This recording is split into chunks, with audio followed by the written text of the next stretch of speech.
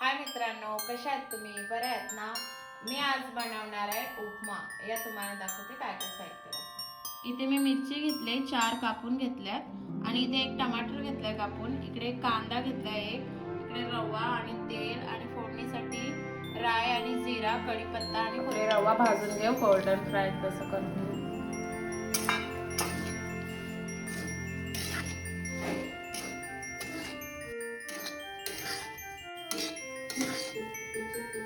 हा बघा आपला झालाय रवा भाजून गोल्डन फ्राय सारखा झालाय. चला आता आपण त्याला काढून घेऊ. चला आपण आता बनवायला स्टार्ट करू. त्याच्यामध्ये तेल टाकू. आता आपण जिरा आणि राई टाकू याच्यामध्ये.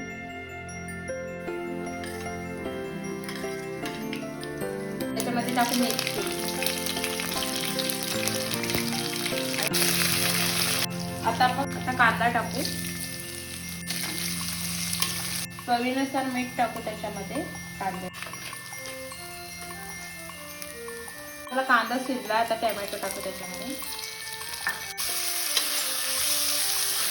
टोमॅटो पण शिजला. त्याच्यामध्ये एक तांब्यावरून पाणी टाकतो.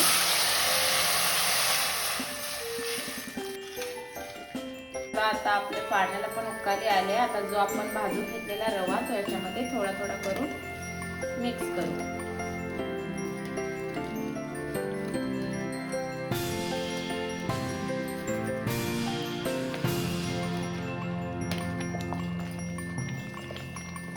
असंच आपलं मिक्स करत राहायचं. त्याचं पूर्ण पाणी सुकून घ्यायचं. बघा आपला आता रेडी होईल उपमा. हा बघा आपला उपमा रेडी झालाय. आता त्याच्यामध्ये आपण कोथिंबीर टाकू जी कापली ती. चला तुम्हाला मी डिश सजवून दाखवते.